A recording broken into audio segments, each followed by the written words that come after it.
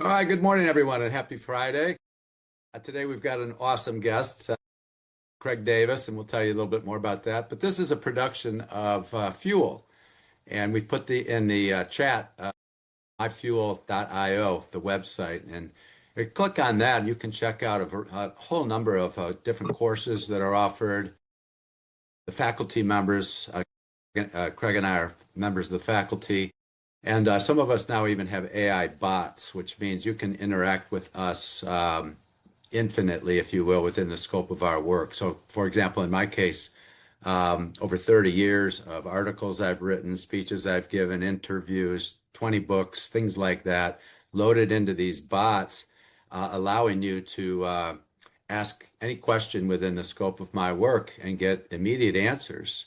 And so follow-up type things. So play with that. Go to myfuel.io, look at the different courses, check out the instructors. We're talking world-class instructors here.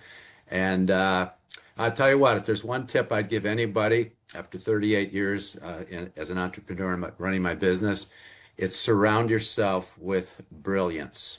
Find people who know what they're doing, people who have accomplished what it is you want to accomplish, and learn from them. I mean, I'm learning to this day, and I always will. It's so important to keep that open mind and grow. It's about continuous growth. You don't reach a point in life and then start going downhill unless you choose to. So today we're going to talk about shift. Shift happens. Craig's got a podcast himself called Talking Shift. So what's that all about? The shift we're talking about here. There it is. And so with that, let me welcome Craig. He is the founder and CEO of Ascension Experience. And he can tell you a little bit more about that. He's an executive coach.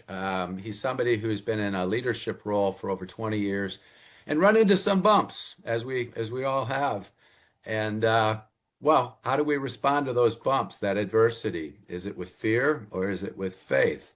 So, Craig, welcome to Fearless, and tell us a little bit more about you. Yeah, thanks for inviting me. It's a pleasure being here. I love this conversation. You were just on my podcast recently as well, and I just thoroughly enjoy and learn from you. And so I love, as you were talking about, surround yourself with brilliance. I mean, right? Like Jim Rohn says, we're the sum of, or the average of the five people around us, and so never better advice. So yeah, I mean, my background, just, I guess the real quick, I mean, I was 20 years in the mortgage business, and those who know the mortgage business, it is a very emotionally charged, up and down, volatile, business. And from the 2000s going through the 2008 time frame, and from, the sales trenches into management, into leadership, and, help take a company public.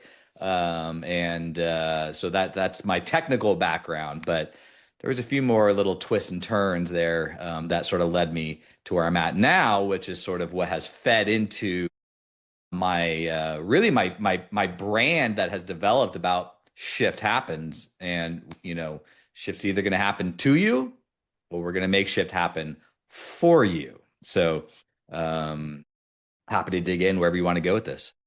Yeah, Craig, that's a great way to put it. Is it, making shift happen to you, or we making shift happen in the most positive way? It's almost like, do we go downhill or uphill from here, wherever here happens to be? So before we get into some of your personal story and your applications, if you will, in making shift happen, um, what exactly do you mean by shift happening? I know we're talking about mindset and a shift in mindset, but talk a little bit more about what you mean by shift in this Well, case. I mean, throughout my tenure, my life, all of our lives, right? I mean, we don't have to coin it down into our careers or business, but just in general, there's sort of three fundamental rules that I'll call them your three truths. And I'll go back to: shift happens, opportunities change, and success is a choice.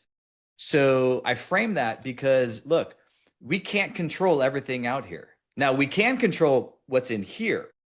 Mhm. And so when our world might shift, society is currently shifting right now. AI is shifting everybody right now. Companies are shifting. I mean, again, not to abuse the word, but it is. And not everything is this big dramatic, like we're waiting for this, sign and, like this is going to happen. It's not like that. Sometimes it's drift, right? Sometimes it's Yeah. drift happens, right?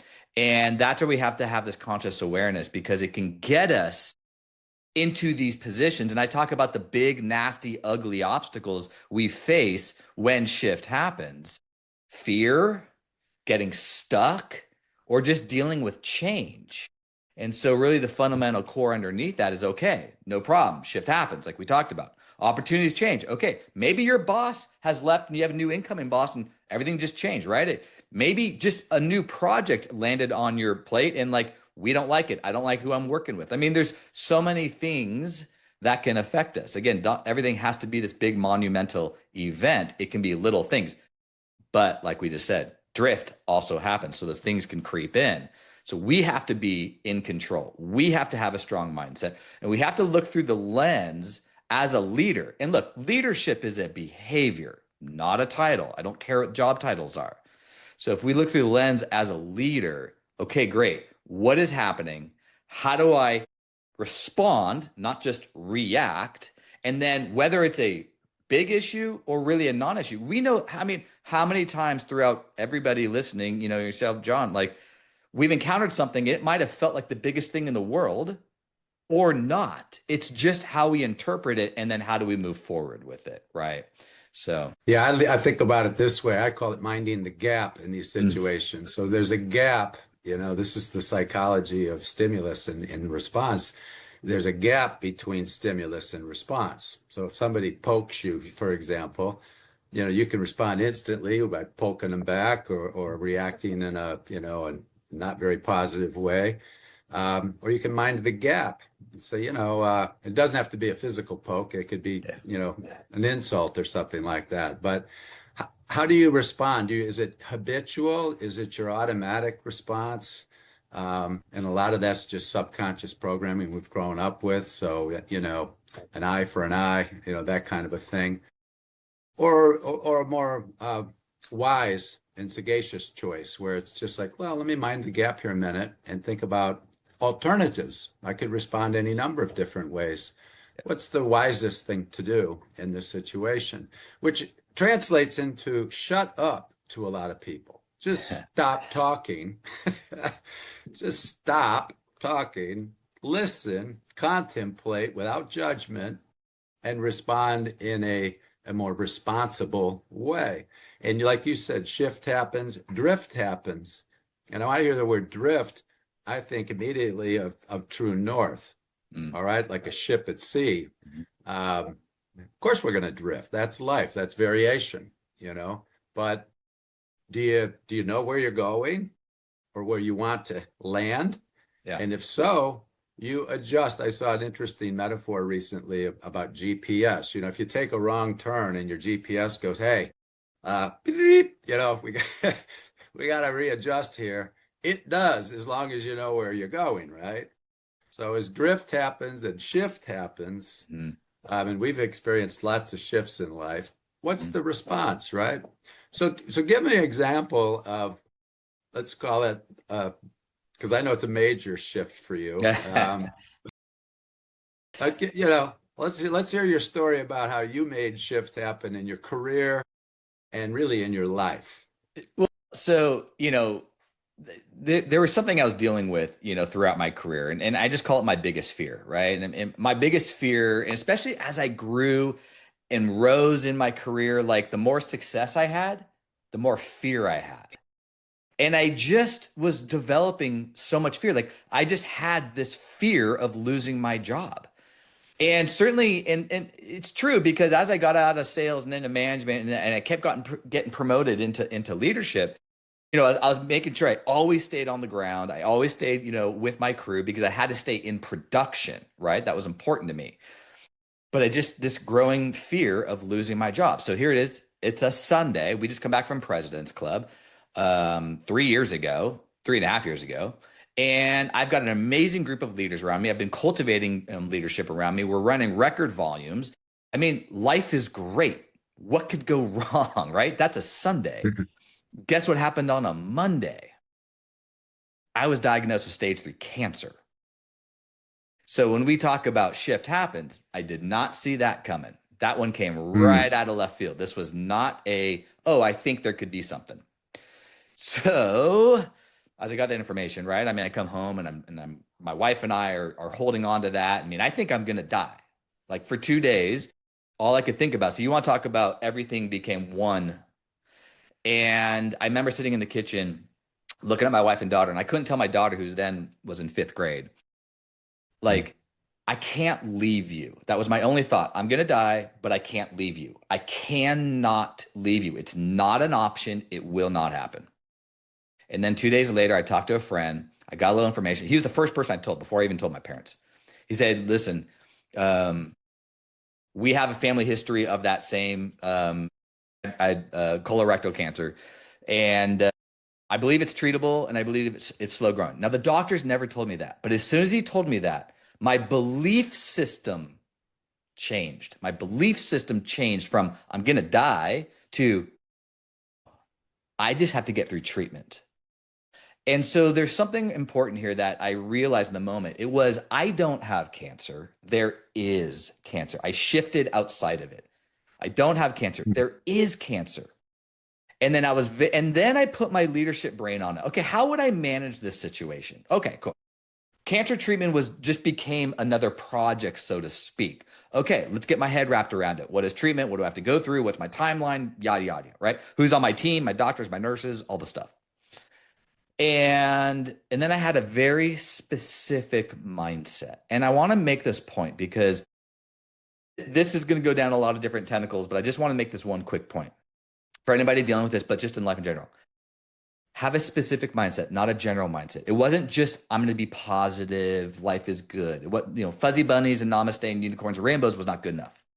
My specific mindset in this moment was, I will endure. Endurance became my one word. Endurance became my identity. And that's really important. We'll kind of hold on to that for a second because this translates and transcends throughout our life. Like, what is your one word? My theme, my one word, my identity became, okay, every single day, every single moment, I will endure. I will endure.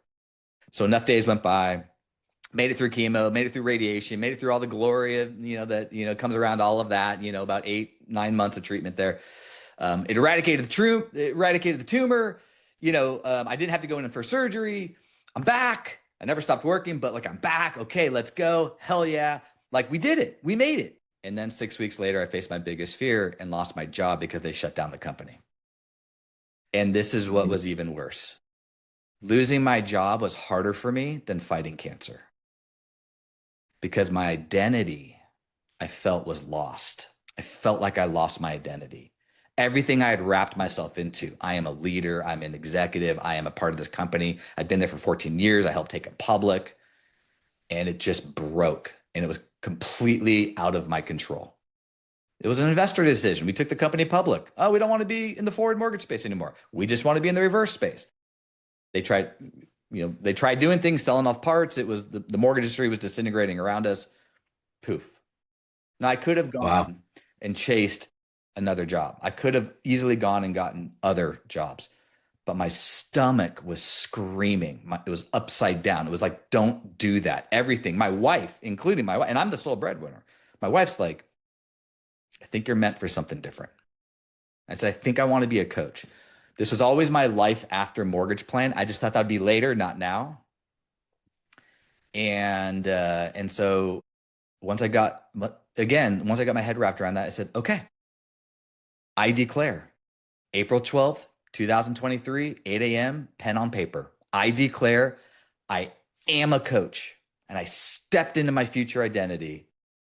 And I say, faith plus grit, faith in myself, faith in this is what I'm meant to do, plus grit. And I never looked back. And that was 3 years ago. And, launching my coaching, consulting, speaking, podcasting, all the stuff, business. So Yeah, it's an amazing story, Craig. And there are a couple of things you said that just align beautifully with what I teach. I teach beyond just business consulting and operational excellence, that kind of strategy.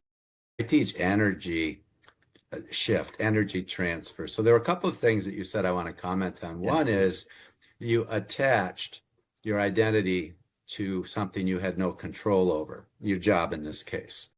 Anyone who attaches to anything they don't control or can't control lives in fear.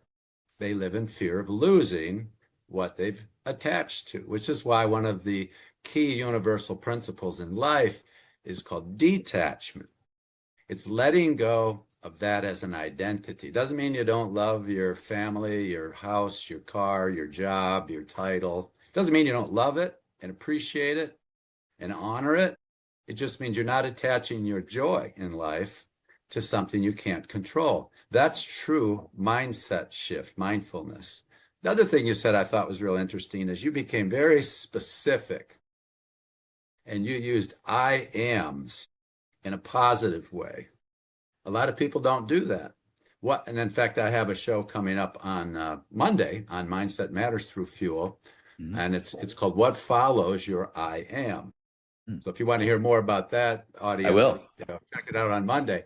But here's the point, is if you follow the I am, you said I am enduring, and you were very specific. I'll often teach clients you cannot fix vague. You can't fix vague. You need to be very specific about what it is that you're going after or where you want to be. And that specificity is what allows you then to bring the energy in to solve the problem. There's no problem on the planet without a solution, at least one solution. And there's no problem on the planet that isn't, in the long run, a good thing. That blows people's minds. Like, wait a minute, we should be giving thanks for our problems? Yes. And the answer is yeah, because it's a lesson in disguise. You're going to learn from this one way or another. And in fact, we invite problems into our lives. I like solving crossword puzzles. I mean, I like challenges like that. That's a problem. Yeah. Solve this math problem, solve this problem. And it's exciting. What if we had no problems, right? So as we face, now some problems are a lot harder to solve than smaller ones. But I love what you said about faith, faith over fear. And you said, I don't have cancer. All right.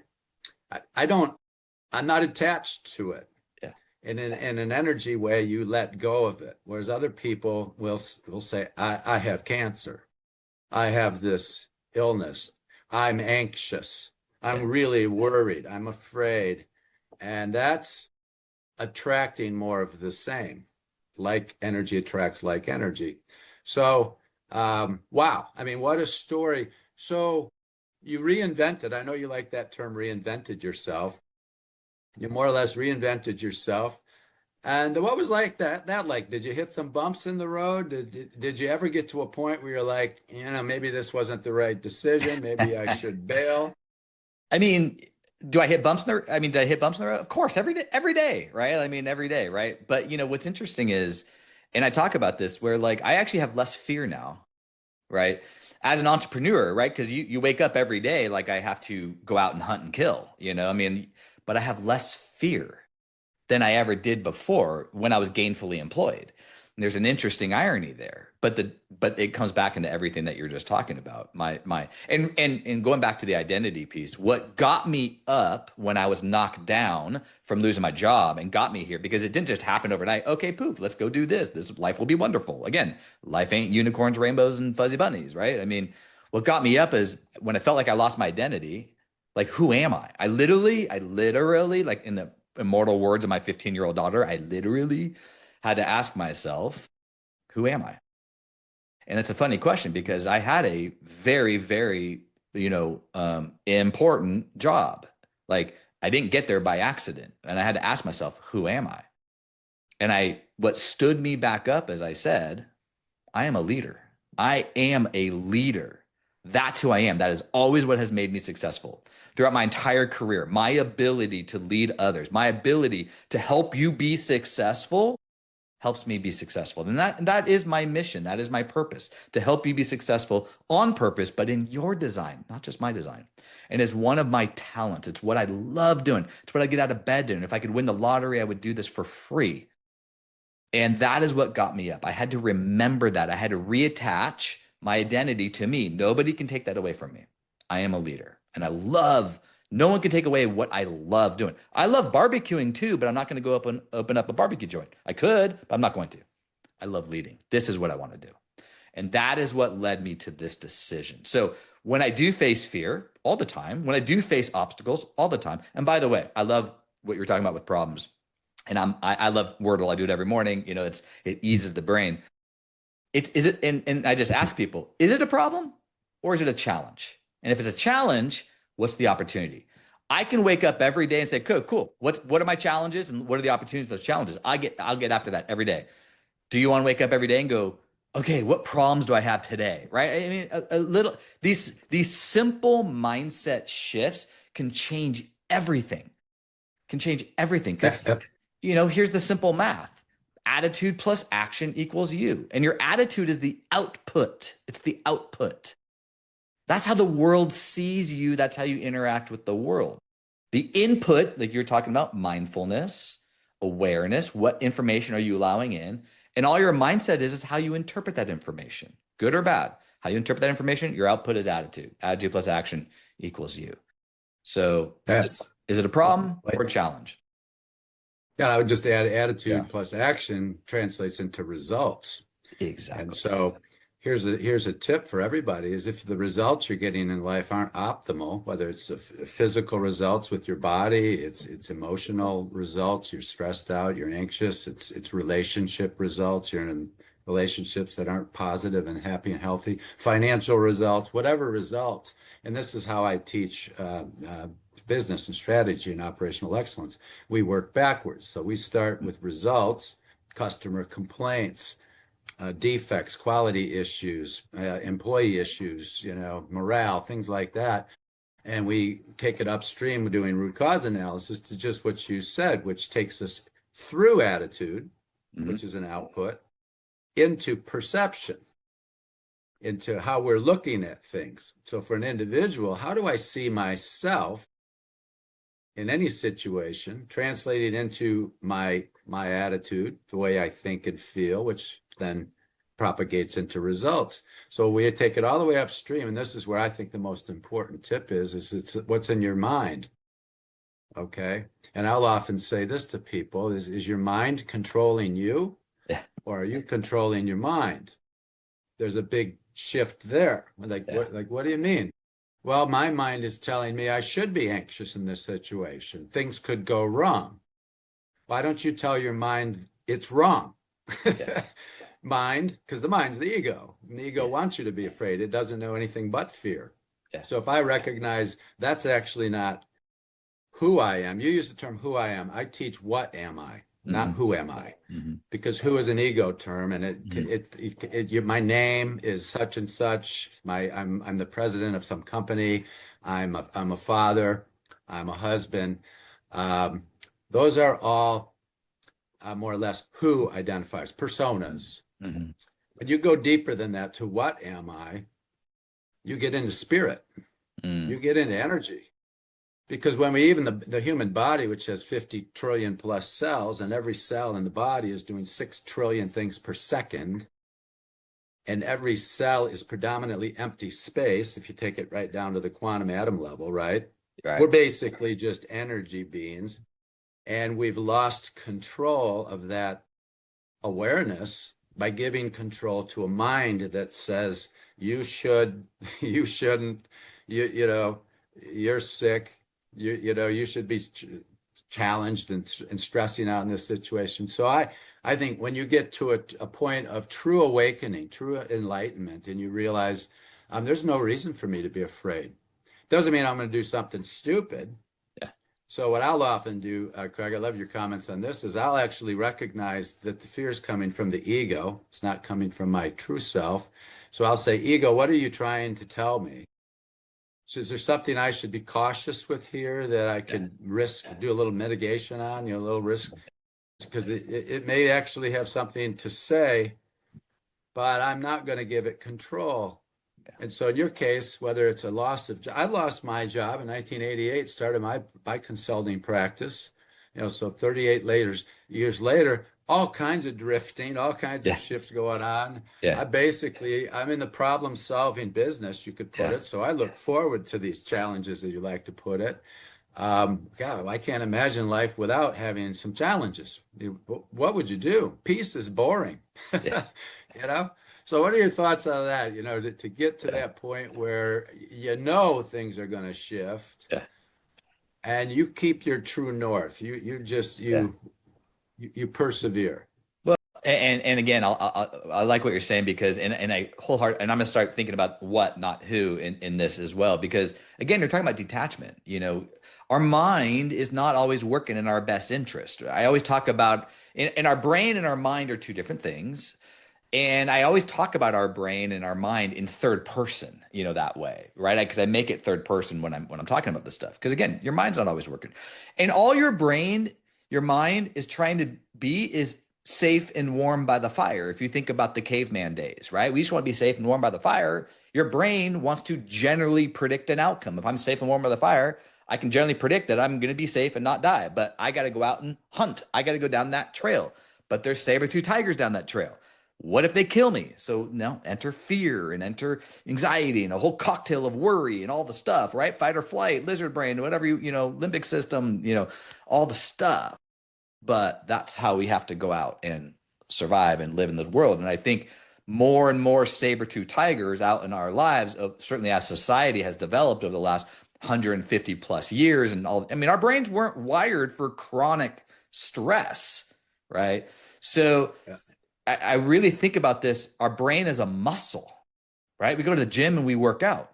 Our brain has to be worked out as well. It's a muscle. We have to be purposeful about what information we allow in. There's our reticular activating system, right? Like I want to go buy an orange car. I've never seen orange cars. I think orange cars are cool. As soon as I make the decision, I want to buy an orange car and I get an orange car, what happens?